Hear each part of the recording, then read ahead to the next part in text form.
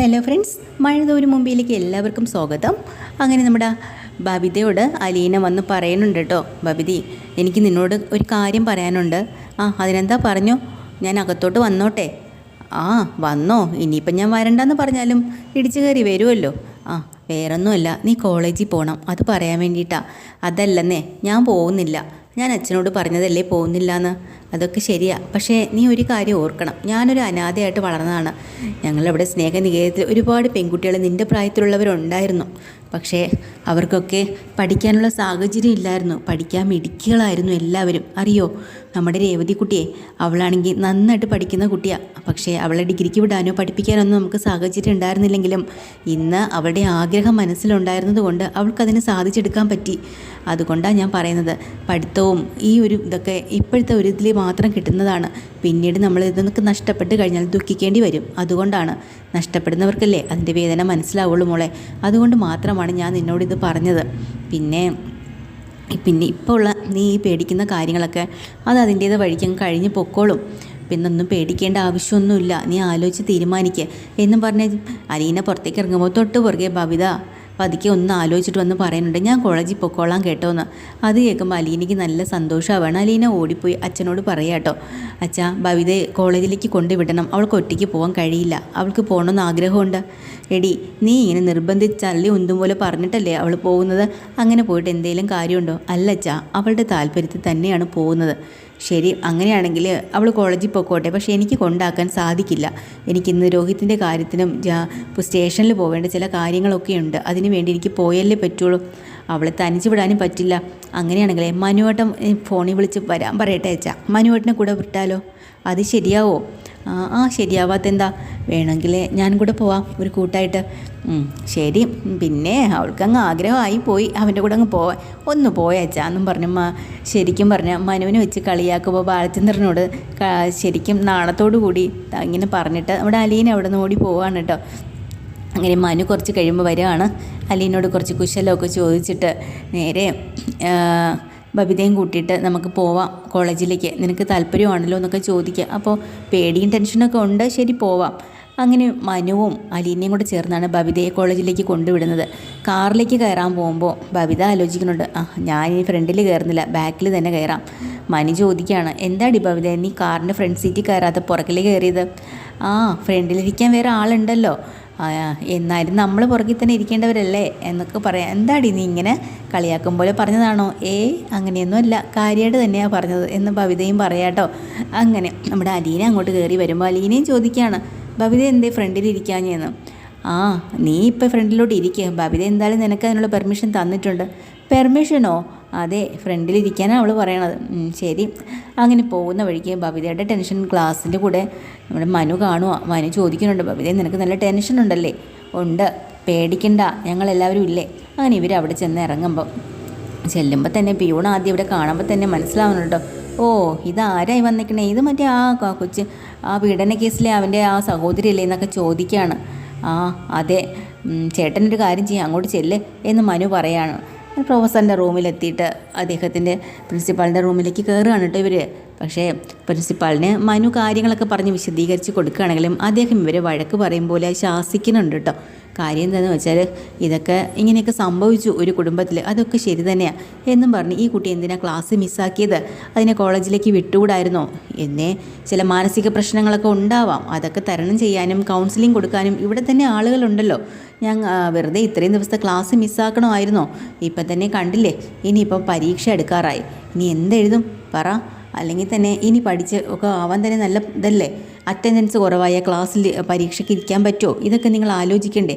Sir, അതൊക്കെ ശരി തന്നെയാണ്, ഞങ്ങൾക്കറിയാം. അപ്പോൾ അലീന കയറി പറയുന്നുണ്ട്, വീട്ടിലെ സാഹചര്യങ്ങളും മാനസിക സമ്മർദ്ദങ്ങളും അത്രയ്ക്കായിരുന്നു സാർ. പിന്നെ അച്ഛനും അമ്മയും ഒക്കെ ഹോസ്പിറ്റലൈസ്ഡും ഒക്കെ ആയിപ്പോയി, അതുകൊണ്ട് പറ്റിയതാ. അതൊക്കെ ശരി തന്നെയാവും, പക്ഷേ ആ കുട്ടിയുടെ ഭാവി നോക്കണ്ടേ? നിങ്ങളൊക്കെ വിചാരിക്കുന്ന പോലെ കോളേജിലേക്ക് പഠിക്കാൻ വേണ്ടി മാത്രമല്ല വരുന്നത്, അവർക്ക് നല്ല നല്ല കാര്യങ്ങൾ പറഞ്ഞു കൊടുക്കാനും കൗൺസിലിംഗ് നടത്താനും ഒക്കെ ഉണ്ട്. അതിൽ കൂടെ അവരുടെ മാനസിക സ്ഥിതിയൊക്കെ മാറി വരുമായിരുന്നു. പിന്നെ സാരമില്ല, കഴിഞ്ഞത് കഴിഞ്ഞു. നിങ്ങളൊരു കാര്യം ചെയ്യും, HR കണ്ടെന്ന് അറിയിച്ചിട്ട് പോലുമില്ല, അതല്ലേ അതിൻ്റെ ഏറ്റവും വലിയ വിശേഷം. ഒരു ലീവ് ലെറ്ററൊക്കെ എഴുതി കൊടുത്ത് കാര്യങ്ങളൊക്കെ സെറ്റിലാക്കിയിട്ട് ക്ലാസ്സിൽ കയറിക്കോ കേട്ടോ, ഇനി ക്ലാസ് മുടക്കരുത് എന്നൊക്കെ പറയാണ്. അങ്ങനെ അലീനയും മനുവും കൂടെ അദ്ദേഹത്തിന് നന്ദിയൊക്കെ പറഞ്ഞ് പുറത്തേക്ക് ഇറങ്ങാൻ കേട്ടോ.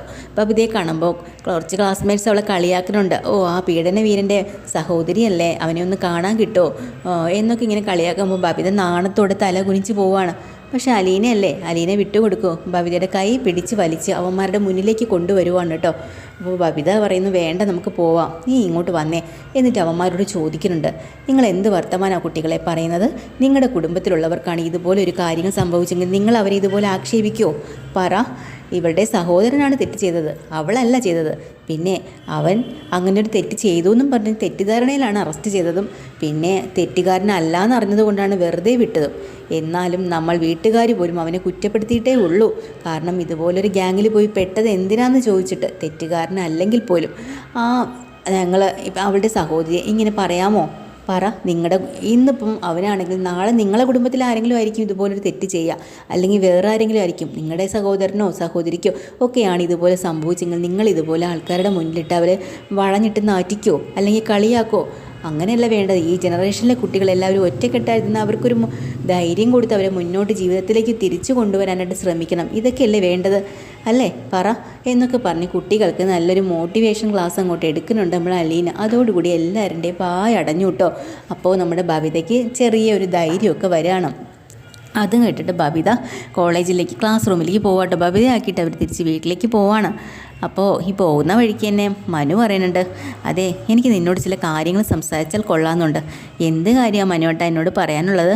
അത് വേറൊന്നുമല്ല, ഞാൻ എന്തായാലും വീട്ടിൽ വരട്ടെ, എനിക്ക് ആൻറ്റിയെ ഒന്ന് കാണണം, അങ്കിളിനെ കാണണം, ഇതെല്ലാം കഴിഞ്ഞിട്ട് വേണം നിന്നോട് കാര്യങ്ങൾ സംസാരിക്കാൻ. രോഹിത്തിനെയും കാണണം. അങ്ങനെ മനു നേരെ വീട്ടിലേക്ക് വരുവാണ് കേട്ടോ. വന്ന ആദ്യം തന്നെ വൈജിയോട് സംസാരിക്കാനായിട്ട് കയറുകയാണ്. കാരണം അച്ഛനും അമ്മയും കൂടെ പ്രത്യേകിച്ച് പറഞ്ഞു വിട്ടിരുന്നു, അലീനയോട് നീ സംസാരിക്കണം, ഹരിയെ എങ്ങനെയെങ്കിലും രക്ഷപ്പെടുത്താൻ പറ്റുമോ ശരണ്യ മുഖേന, അതിന് വേണ്ടിയിട്ട് മാത്രമാണ് കേട്ടോ. അപ്പോൾ വേറൊന്നിനും അല്ല. അങ്ങനെ നമ്മുടെ മനു അത് സമ്മതിക്കില്ലല്ലോ ഒരു കാലത്തും. എന്നാലും ഇവരുടെ നിർബന്ധപ്രകാരം അച്ഛനും പറയുന്നുണ്ട്, ഇനിയിപ്പോൾ കമലെ നീ വിഷമിപ്പിക്കേണ്ട, അവൾ കുറേ ദിവസം കൊണ്ട് പറയാം, എന്തെങ്കിലും ഒരു സ്കോപ്പ് ഉണ്ടെങ്കിൽ നീ അലീനയായിട്ടൊന്ന് സംസാരിക്കുക എന്ന്. അതിൻ്റെ പേരിലാണ് ഇപ്പോൾ വരുന്നത്. അങ്ങനെ വൈജിയോടും വരുവാടോ. വൈജയ്ക്കാണെങ്കിലും മനുവിനെ കാണുമ്പം മനുവിനോട് ചോദിക്കുന്നുണ്ട്, നീ എങ്ങോട്ടാണ് ഇവളെയും കയറ്റിക്കൊണ്ട് കാറിൽ പോയത്? അത് ബബിതയും കൊണ്ട് കോളേജിൽ പോയതാണല്ലോ, അതിന് ഇവളെ എന്തിനാണ് കൂട്ടിക്കൊണ്ട് പോയത്? അവൾ ഒറ്റയ്ക്കല്ലേ, അവൾക്കൊരു ധൈര്യം കൊടുക്കാൻ ഒരു ചേച്ചിയുടെ സ്ഥാനത്ത് അവൾ വേണ്ടേ എന്ന് ചോദിക്കുമ്പോൾ, ചേച്ചിയോ ഇവളെ കൂടെ കൂടിയാൽ എല്ലാവരും നശിച്ചേ പോകത്തുള്ളൂ എന്നൊക്കെ പറയാം. ആൻറ്റി അങ്ങനെയൊന്നും പറയരുത്, ഞാൻ ആൻറ്റിയോട് ചില കാര്യങ്ങൾ സൂചിപ്പിക്കാൻ വന്നതാ. എന്താണ്? അല്ല എനിക്ക് താല്പര്യമില്ല, എന്നാലും വീട്ടിൽ നിന്ന് അച്ഛനും അമ്മയും കൂടെ പറഞ്ഞു വിട്ടതുകൊണ്ട് വന്നതാ. അലീനയോടൊന്ന് സംസാരിക്കണമെന്ന്. കാരണം നമ്മുടെ ഹരി ഇപ്പോഴും ജയിലിലാണല്ലോ. ശരണ്യ മുഖേന എങ്ങനെയെങ്കിലും ഹരിയെ ഒന്ന് ഇറക്കാൻ പറ്റുമോ? ഹരിക്ക് ജാമ്യം വാങ്ങിച്ച് കിട്ടണമല്ലോ, അതിന് വേണ്ടി ഒന്ന് സഹായിക്കാൻ പറ്റുമോ? അലീനയോട് അപേക്ഷിക്കാൻ പറഞ്ഞാണ് വിട്ടിരിക്കുന്നത്. നിനക്കൊക്കെ നാണമില്ലേടാ ഇവളോട് പോയി അപേക്ഷിക്കാൻ? അല്ലെങ്കിൽ തന്നെ ഇവളെ വിചാരിച്ചിട്ടാണോ നമ്മുടെ രോഹിത്ത് ഇറങ്ങി വന്നത്? അല്ലല്ലോ, രോഹിത്തിന് എൻ്റെ പ്രാർത്ഥന കൊണ്ടാണ് അവൻ രക്ഷപ്പെട്ട് വന്നത്.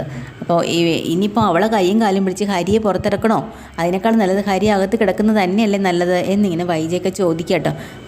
സ്വന്തം സഹോദരൻ്റെ മകനല്ലേ, അകത്ത് കിടക്കട്ടെന്നാണോ ആഗ്രഹം? അതോ കിടക്കട്ടെ, അല്ലാതെ ഇപ്പം എന്ത് ചെയ്യുക? ഇവളെ കയ്യും കാലും പിടിക്കാനൊന്നും ഞാൻ തയ്യാറല്ല. പിന്നെ ഇവളെ കൂടെ കൂട്ടുകൂടുന്ന ആരും എല്ലാവരും എൻ്റെ ശത്രുക്കളും കൂടെയാണ്. അതും കൂടെ നീ വീട്ടിൽ ചെല്ലുമ്പോൾ അമ്മയോട് അച്ഛനോടൊന്ന് പറഞ്ഞേക്കണമെന്ന് പറഞ്ഞ് പുറത്തിറങ്ങാട്ടോ. അങ്ങനെ മനു അവിടെ നിന്ന് എന്തായാലും സമ്മതം കിട്ടിയില്ല. നേരെ രോഹിത്തിൻ്റെ റൂമിലേക്ക് പോവാണ്. രോഹിത്തിനെ കാണുമ്പോൾ രോഹിത്തിന് വല്ലാത്ത ചമ്മലൊക്കെ ഉണ്ട് കേട്ടോ. എന്നിട്ട് പലതവണ രോഹിത്തിനെ ഉപദേശിച്ചിട്ടുണ്ടല്ലോ. അപ്പോഴൊക്കെ മനുവിനെ ദേഷ്യത്തോടെയാണ് രോഹിത്ത് കണ്ടിട്ടുള്ളത്. എങ്ങനെയുണ്ട് രോഹിത്തെ, അസുഖമൊക്കെ മാറിയോ? മോളുന്നുണ്ട് കേട്ടോ, കുറവുണ്ടെന്നുള്ള കാര്യത്തിൽ വേറെ ഒന്നും സംസാരിക്കണില്ല. പിന്നെ നീ ഒരു കാര്യം അറിയോ? നീ രക്ഷപ്പെട്ട് വന്നോ, ജാമ്യം കിട്ടി നിനക്ക്. പക്ഷേ ഹരി ഇപ്പോഴും ജയിലിലാണ്. എന്താണ് കാര്യമെന്ന് നിനക്കറിയോ? അവന് നിനക്കുള്ളതുപോലെ ആത്മത്യാഗം ചെയ്യാൻ വേണ്ടി മാത്രമായിട്ട് ഒരു സഹോദരി അവനില്ല. പക്ഷേ നിനക്കുള്ളത് കൊണ്ടാണ് നീ ഇന്ന് രക്ഷപ്പെട്ട് ഇവിടെ ഇരിക്കുന്നത്. അത് നീ മനസ്സിലാക്കണം.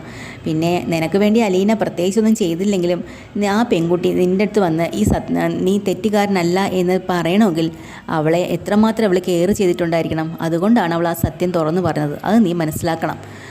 പിന്നെ വേറൊരു കാര്യം കൂടി ഞാൻ പറയാം. നിന്നെ ഇപ്പോൾ ഈ കോളത്തിൽ നിന്നും രക്ഷപ്പെടുത്തി ഇവിടെ വരെ കൊണ്ടെത്തിച്ചില്ലേ, ഇനി നീ തിരിച്ച് ജീവിതത്തിലേക്ക് നടന്നു കയറുമ്പോൾ ഏറ്റവും കൂടുതൽ സന്തോഷിക്കുന്ന ആരാന്നറിയോ? നിൻ്റെ അച്ഛനോ അമ്മയോ സഹോദരങ്ങളോ ഒന്നുമല്ല, അലീന തന്നെയായിരിക്കും ഏറ്റവും കൂടുതൽ സന്തോഷിക്കുന്നത്. ഇത്രയും കൂടെ പറഞ്ഞിട്ടാണ് നേരെ ബാലചന്ദ്രനെ കാണാനായിട്ട് നമ്മുടെ മനു പോകുന്ന കേട്ടോ. ബാലചന്ദ്രനോടും ബബിതയെ കൊണ്ടാക്കിയ കാര്യങ്ങളെല്ലാം സംസാരിച്ച് കഴിയും. എന്നിട്ട് രോഹിത് എങ്ങനെയുണ്ട്, രോഹിത്തിനോട് മിണ്ടാറില്ലേ അങ്കിളെ എന്നൊക്കെ ചോദിക്കാം കേട്ടോ. ഞാൻ അവനോട് സംസാരിക്കാറില്ല, പിന്നെ അവൻ്റെ മാനസികാവസ്ഥ അവനല്ലേ അറിയുള്ളൂ. പിന്നെ എനിക്കും വയ്യ അവനോട് കിടന്ന് ഉച്ചത്തിൽ സംസാരിക്കാൻ. പക്ഷേ അലീനയായിട്ട് ഇണങ്ങിയല്ലേ. എന്ത് മറിമായമാണെന്ന് എനിക്കറിയില്ല അവൾ കാണിച്ചത്. അവളുമായിട്ട് നല്ല അടുപ്പത്തിലാണ്, കമ്മ്യൂണിക്കേഷനും ഉണ്ട്. എന്ത് കമ്മ്യൂണിക്കേഷൻ? അലീന പറയുന്നു അതുപോലെ അവൻ ചെയ്യുന്നു. അത് തന്നെ വലിയൊരു ദൈവാനുഗ്രഹമല്ലേ, എങ്ങനെ സാധിച്ചെടുക്കുന്നു എന്നറിയില്ല അലീനയ്ക്ക് എന്നൊക്കെ ഇവർ സംസാരിക്കുന്ന കൂട്ടത്തിൽ അങ്കിളിനോട് ഞാനൊരു കാര്യം ചോദിക്കാൻ കൂടെ വന്നതാണ്. അപ്പോഴാണ് പറയുന്നത്, അച്ഛനും അമ്മയും കൂടെ എന്നെ പറഞ്ഞു വിട്ടതാണ്, എൻ്റെ താല്പര്യത്തിലല്ല അങ്കിളെ ഞാൻ പറയുന്നത്. അലീനയോട് അവർ സംസാരിക്കാൻ പറയുന്നുണ്ട്. നമ്മുടെ രോഹിത്ത് പുറത്തിറങ്ങിയതുപോലെ ശരണ്യയെ കണ്ടൊന്ന് സംസാരിക്കണമെന്നും എങ്ങനെയെങ്കിലും ഒന്ന് സഹായിക്കണമെന്നും. അത് ശരി, ഒരിക്കലും നടക്കാത്ത കാര്യം അവളത് ചെയ്യില്ല. തെറ്റ് ചെയ്തവർ ശിക്ഷ അനുഭവിക്കണം എന്ന് മാത്രമേ അവൾ പറയത്തുള്ളൂ. പിന്നെ രോഹിത്തിൻ്റെ കാര്യത്തിലും അവളൊന്നും ചെയ്തില്ലല്ലോ, പ്രത്യേകിച്ച് ചെയ്തോ? ഇല്ലല്ലോ. അപ്പോൾ അതുകൊണ്ട് ഞാനായിട്ട് നിർബന്ധിക്കില്ല. പിന്നെ മനു, എനിക്ക് നിന്നോടൊരു കാര്യം പറയാനുണ്ട്. ഈ കാര്യം പറഞ്ഞ് അലീനയുടെ കാല് പോയി പിടിക്കാൻ നീ ചെല്ലരുത്. നിൻ്റെ വില തന്നെ അവിടെ ഇല്ലാതായി പോകുന്നു മനുവിനോട് നമ്മുടെ ബാലചന്ദ്രന് ഉപദേശം കൊടുക്കുക. എന്നിട്ട് എപ്പിസോഡിൽ ഡീറ്റെയിൽഡ് എപ്പിസോഡുമായി വീണ്ടും വരാൻ. ചാനൽ ഇഷ്ടമായി ലൈക്ക് ചെയ്യുക, സബ്സ്ക്രൈബ് ചെയ്യുക. താങ്ക്